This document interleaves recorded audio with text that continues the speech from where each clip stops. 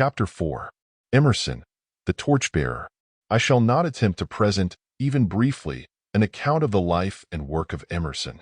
The facts regarding the man and his work have been told and retold by far abler pens. The libraries contain many books giving this information from the viewpoints of their respective writers. The encyclopedias give full accounts, more or less impartial, regarding the career of this brilliant star which blazed in the firmament of thought, and which, although it has been resolved into its original elements, still serves to brighten the minds and lives of men today, and will serve a like purpose for many generations to come. For our present purpose, it is sufficient to consider the philosophy of the man only in its relation to, and connection with, the spirit of the thought of today, which so many think has risen suddenly without an especial cause. As Plato says, the problem of philosophy is, for all that exists conditionally, to find a ground unconditioned and absolute. From his first notable work, entitled Nature, Emerson sought to establish his idea regarding that ground unconditioned and absolute. In considering the philosophy of Emerson, one must not expect him to proceed, as have the majority of other philosophers, by scientific and logical reasoning. His method is rather intuitional than rational, in the ordinary usage of the latter term. Treat says of him, being himself a man of many intuitions, and of wonderful vigor in phrasing them, B is to be regarded as a prophet rather than as a philosopher. He sought to contrast no system, but stood for a constant idealistic impulse. What B wrote was not based primarily on experience, nor did B ever write as the so-called man of the world. He is criticized for relying chiefly or altogether upon his intuitive consciousness, instead of submitting his generalizations to the test of reason. Emerson was essentially an idealist. Personally, he preferred the latter term to that of transcendentalist, as which he was classed by the men of his day, and which causes his philosophy to be termed transcendentalism. He said that the majority of people did not know what they meant by the latter term.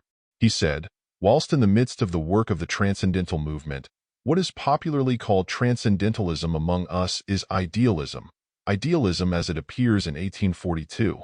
The idealism of the present day acquired the name of transcendentalism by the use of that term by Immanuel Kant of Königsberg, who replied to the skeptical philosophy of Locke, which insisted that there was nothing in the intellect which was not previously in the experience of the senses, by showing that there was a very important class of ideas, or imperative forms, which did not come by experience, but through which experience was acquired, that these were intuition of the mind itself, and he denominated them transcendental forms.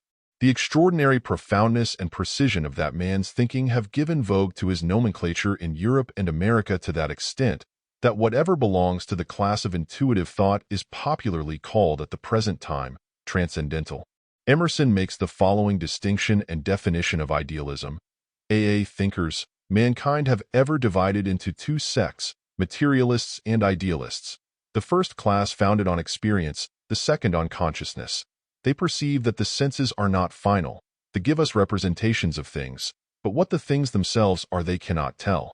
The materialist insists upon facts, on history, on the force of circumstances, and the animal wants of man. The idealist, on the power of thought and of will, on inspiration, on miracle, on individual culture. The idealist concedes all that the other affirms, and then asks him for his grounds of assurance that things are as his senses represent them. But I, he say, affirm facts not affected by the illusions of sense, facts which are of the same nature as the faculty which reports them. He does not deny the sensuous fact, by no means, but he will not see that alone. This definition recalls the celebrated classification of Professor William James, who, in his work on pragmatism, says, I will write these traits down in 2 columns. I think you will practically recognize the 2 types of mental makeup that I mean if I head the columns by the titles tender-minded and tough-minded, respectively. The tender-minded are rationalistic, or going by principles, intellectualistic, idealistic, optimistic, religious, free willist, monistic, dogmatical. The tough-minded are sensationalistic, or going by facts, materialistic, pessimistic, irreligious, fatalistic, pluralistic, skeptical. Each of you probably knows some well-marked example of each type. And you know what each example thinks of the example on the other side of the line. They have a low opinion of each other. Their antagonism, whenever as individuals their temperaments have been intense, has formed in all ages a part of the philosophic atmosphere of the time. It forms a part of the philosophic atmosphere of today. The tough think of the tender as sentimentalists and softheads. The tender feel the tough to be unrefined, callous, and brutal. Their mutual reaction is very much like that takes place when Boston tourists mingle with a population like that of Cripple Creek. Each side believes the other to be inferior to itself, but disdain in one case is mingled with amusement. In the other, it has a dash of fear. There is no doubt regarding the place to which Emerson must be assigned in the classification given by Professor James. He is the ideal, tender-minded individual. He is an idealist of the idealists. As Cook says, Emerson belongs in the succession of the idealists. That company beloves wherever its members are found, whether among Buddhists or Christian mystics, whether transcendentalist or Suffle, whether Sadi, Bohm, Fichte, or Carlyle. These are the writers he studies. These the men he quotes. These the thinkers who come nearest his own thought. He is in the succession of minds who have followed in the wake of Plato, who is regarded by him as the world's greatest thinker. More directly still, Emerson is in that succession of thinkers represented by Plotinus, Eckhart, and Schelling, who have interpreted idealism in the form of mysticism. Whipple says of Emerson as a philosopher, his intellect is intuitive, but not reflective. It contains no considerable portion of the element which is essential to the philosopher. His ideas proceed from the light of genius and from wise observation of nature. They come in flashes of inspiration and ecstasy. His pure gold is found in places near the surface, not brought out laboriously from the depths of the mine and the bowels of the earth. He has no taste for the apparently arid abstractions of philosophy. His mind law not organized for the comprehension of its sharp distinctions. Its acute reasonings present no charm to his fancy, and its lucid deductions are to him destitute of fruit as an empty nest of boxes. In the sphere of pure speculation he has shown neither originality nor depth. He has thrown no light on the great topics of speculation. He has never fairly grappled with the metaphysical problems which have called for the noblest efforts of the mind in every age, and which, not yet reduced to positive science, have not ceased to enlist the clearest and strongest intellects in the work of their solution. On all questions of this kind the writings of Emerson are wholly unsatisfactory. He looks at them only in the light of the imagination. He frequently offers brave hints, pregnant suggestions, cheering encouragement, but no exposition of abstract truth has ever fallen from his keen pen. As a philosopher, Emerson belongs to that class of geniuses who may be termed intuitional, inspirational awakening, stimulating. As Cook well says of him, Emerson belongs to that company of illuminated souls who have cloned for the modern world what the sages, prophets, and seers did for the ancient world. He is a Hindu guru or a Sufi peer, rather than a Western teacher. He disdains the necessity of proof, and feels that his words should carry their own proof. His is the attitude of the sage of the Orient, rather than of the professor of philosophy of the Western world. That Emerson's thought is based upon that of Plato and the Neoplatonists cannot be doubted, although there always appears running through his mental creations the golden thread of the teachings of Oriental thought. Plato would claim him as a son, the Hindu Vedantist and the Persian Sufi would claim him as a brother. Mystics of every age and of every land would welcome him as of their own kind. Believers in reincarnation would attribute to him successive births, first in Hindu and in Persian bodies, and later in the fleshly garments of philosophers of ancient Greece. He is of the royal mystic descent, in a straight and unbroken line. His Oversoul might have been written either by a Hindu Vedantist, a Persian Sufi, or a god-drunken Grecian philosopher. Modern advocates of what is called cosmic consciousness find an explanation for his genius in their theories, and indeed, in his Oversoul, he gives utterances that would indicate an experience of the kind indicated by this school. Emerson holds that God is the universal substance from which the universe is formed, the universal mind which holds the mind of all, the universal spirit which is immanent in all men. He says, there seems to be a necessity in spirit to manifest itself in material forms, and day and night, river and storm, beast and bird, acid, and alkali pre-exist in necessary ideas in the mind of God, and are what they are by virtue of preceding affections in the world of spirit. The world proceeds from the same spirit as the body of man. It law a remoter and inferior incarnation of God, a projection of God in the unconscious. Under all this running sea of circumstance, whose waters ebb and flow with perfect balance, lies the original abyss of real being. Essence, or God, is not a relation or a part, but the whole being is the vast affirmative, excluding negation, self-balanced, and swallowing up all relations, parts, and times within itself. On every topic is the resolution of all into the everlasting one. To Emerson, God is all in all, and all in all. B says, truth, goodness, and beauty are but different faces of the same all. God is, and all things are but shadows of him. The true doctrine of omnipresence is that God reappears with all his parts in every moss and cobweb. The value of the universal contrives to throw itself into every point. But Emerson does not try to define God. Like Spinoza, he holds that to define God is to deny him.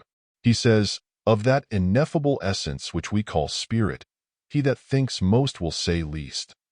We can foresee God in the course and, as it were, distant phenomena of matter, but when we try to define and describe himself, both language and thought desert us, and we are hapless as fools and savages. That essence refuses to be recorded in proportions. But when man has worshipped intellectually, the noblest ministry of nature is to stand as the apparition of God. It is the organ through which the universal spirit speaks to the individual and strives to lead back the individual to it. He sings, "Thou meetest him by centuries, and LOL he passes like the breeze. Thou seekest in globe and galaxy. He hides in pure transparent. Thou askest in fountains and in fires. He is the essence that inquires. He is the axis of the star. He law the sparkle of the spar. He is the heart of every creature. He is the meaning of each feature, and his mind is the sky, though all it holds more deep, more high. His poem, Brahma, voices the true oriental spirit. If the red slayer thinks he slays, or if the slain thinks he is slain, they know not well the subtle ways I keep, and pass and turn again. Far or forgot to me is near. Shadow or sunlight are the same. The vanished gods to me appear, and one to me are shame or fame. They reckon HI who leave me out. When they fly, I am the wings. I am the doubter and the doubt. And I the hymn the Brahmin sings, the strong gods pine for my abode, and pine in vain the sacred seven. But thou, meek lover of the good, find me, and turn thy back on heaven. To Emerson, God is not a faraway deity, but immanent being. Emerson might have written the very words of Goethe when the latter says, "What kind of God was he who impelled things only from outside, and let the universe twirl around his angers? God moves the world inwardly, cherishes nature in himself, himself in nature, so that whatever lives and works and exists in him never misses his power nor his spirit." It formerly was the fashion to defend Emerson from the charge of pantheism, because that term was misunderstood, or understood only in one of its senses. Theodore Parker once wrote regarding Emerson, "He has absolute confidence in God. He has been foolishly accused of pantheism, which sinks God in nature, but no man is further from it." But Emerson is a pantheist, in the usage of the term, which indicates that God is immanent in his nature, and that all substance is of the one substance, all mind of the one mind, all spirit of the one spirit. His, indeed, is the forerunner of the teaching of today, which, as Professor James has said, may roughly be called the pantheistic field of vision, the vision of God as the indwelling divine rather than the external creator, and of human life as part and parcel of that deep reality. No one who reads his nature and his oversoul can have any doubts as to Emerson's true position regarding true pantheism, nor his being the direct inspiration of the modern trend of thought in that direction. Emerson taught that there exists a great world spirit, the oversoul in which we live and move and have our being. He says, "The supreme critic on all the errors of the past and present, and the only prophet of that which must be, is that pat nature in which we rest as the earth lies in the soft arms of the atmosphere. that unity, that oversoul, within which every man's particular being is contained and made one with all other, that common heart of which all sincere conversation is the worship, to which all right action is submission, that overpowering reality which confutes our tricks and talents, and constrains everyone to pass for what he is, and to speak from his character and not from his tongue, and which evermore tends to pass into our thought and band, and becomes wisdom and virtue and power and beauty. We live in succession, in division, in parts, in particles. Meantime, within man is the soul of the whole, the wise silence, the universal beauty, to which every part and particle is equally related, the eternal one. We see the world piece by piece, as the sun, the moon, the animal, the tree, but the whole, of which these are shining parts, is the soul. He holds that the individual soul may, and does, hold communion with the oversoul. He says, the heart which abandons itself to the supreme mind finds itself related to all its works, and will travel a royal road to particular knowledge and powers. For in ascending to this primary and aboriginal sentiment, we have come from our remote station on the circumference instantaneously to the center of the world, where we see causes and anticipate the universe, which is but a slow effect.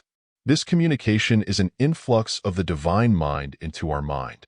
It is an ebb of the individual rivulet before the flowing surges of the sea of life. Every distinct apprehension of this central commandment agitates men with awe and delight.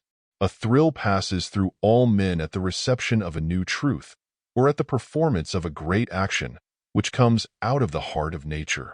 In these communications, the power to see is not separated from the will to do, but the insight proceeds from obedience, and the obedience proceeds from a joyful perception.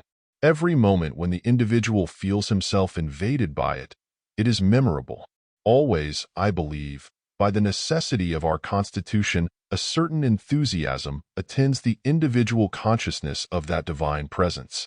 The character and duration of this enthusiasm varies with the state of the individual, from an ecstasy and trance and prophetic inspiration, which is its rarer appearance, to the faintest glow of virtuous emotion, in which form it warms, like our household fires, all the families and association of men, and makes society possible.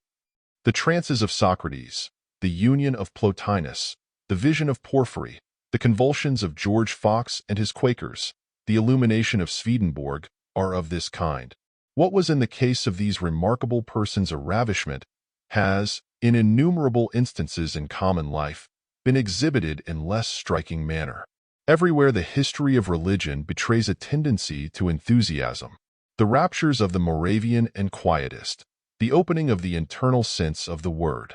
In the language of the New Jerusalem Church, the revival of the Calvinist churches, the experiences of the Methodists, are varying forms of that shudder, of awe and delight with which the individual soul always mingles with the universal soul. The nature of these revelations lie always the same. They are perceptions of the absolute law. They are solutions of the soul's own questions. They do not answer the questions which the understanding asks. The soul answers never by words, but by the thing itself that is inquired after. Behold, it says, I am born into the great, the universal mind. I, the imperfect, adore my own perfect. I am somehow receptive to the great soul, and thereby do I overlook the sun and the stars and feel them to be but the fair accidents and effects which change and pass. More and more the sweets of everlasting nature enters into me, and I become public and human in my regards and actions. So, come I to live in thoughts and act with energies which are immortal. Emerson has much more to say of this communion with the oversoul. He agrees with the old mystics in holding that the union with God is possible and even frequent. He teaches the attainment of cosmic consciousness by the power of contemplation and the silence. Saint Teresa and Madame Guyon, Plotinus and Swedenborg would have recognized him as a brother Illuminatus. He speaks of the power of communion with the oversoul as always a miracle, which no frequency of occurrence or incessant study can ever familiarize, but which must always leave the inquirer stupid with wonder. He says in one of his essays, "The path is difficult, secret, and beset with terror. The ancients called it ecstasy or absence, a getting out of their bodies to think. All religious history contains traces of the trance of saints, a beatitude, but without any sign of joy, earnest, solitary, even sad. The flight, Plotinus called it, of the alone to the alone. The dosing of the eyes, whence our word, mystic. This beatitude comes in terror, and with shocks to the mind of the receiver. These experiences are common in the writings of all the mystics, ancient and modern. It is their distinctive mark and sign. Undeterred by the unfeeling suggestion of modern material science that these strange experiences are pathological rather than spiritual, the result of overwrought emotions, rather than of the opening of spiritual faculties, the mystic ever clings to his transcendental experiences and hold them to be the most real moments of his existence. The mystic smiles in a superior manner at the presumption of modern psychology, which seeks to place these experiences in the category of the abnormal, rather than of the supernormal. He has experienced and is content. But in the end, Emerson, like all of the mystics, is compelled to report that he finds it impossible to express in words the experiences he wishes to describe. He confesses that repeatedly, but perhaps at no time more beautifully than when he declares, "Words from a man who speaks from that life must sound vain to those who do not dwell in the same thought on their own part. I dare not speak for it. My words do not carry its august sense. They fall short and cold. Only itself can inspire whom it will, and behold, their speech shall be lyrical and sweet, and universal as the rising of the wind. Yet I desire, even by profane words, if sacred I may not use, to indicate the heaven of this deity, and to report what hints I have collected of the transcendent simplicity and energy of the highest law." A careful examination and study of the transcendental movement of New England of 1830 to 1850, especially as expressed through the writings of Emerson and more especially through his Nature and his Oversoul, will convince any fair-minded person that in this movement, and in this one writer, may be found the direct and immediate channel through which has come to us the popular philosophic spirit of the day, the trend of modern religious thought, and the fundamental principles of what has been called the New Thought in all of its philosophical and mystical phases. We may find Emerson voicing these new truths of today in almost the very words used by the latter-day teachers and writers, many of whom seem unwilling to acknowledge his influence. Over the space of 60 to 80 years, these teachings have traveled and are now awakening into full vigor and power. As important elements in the bubbling and seething crucible of modern thought, transcendentalism and Emersonianism must be accorded first place. Someone has said that when we seek a cause, we are really seeking something to put the blame on. In this case, the cause and the blame must be placed upon Emerson and his band of earnest seekers after truth, who formed the Transcendental Club in 1836, all of whom passed from the field of conflict without realizing the harvest which has resulted from their industrious seed-sowing. To them must he accorded the praise or the blame, according to one's particular viewpoint of the subject.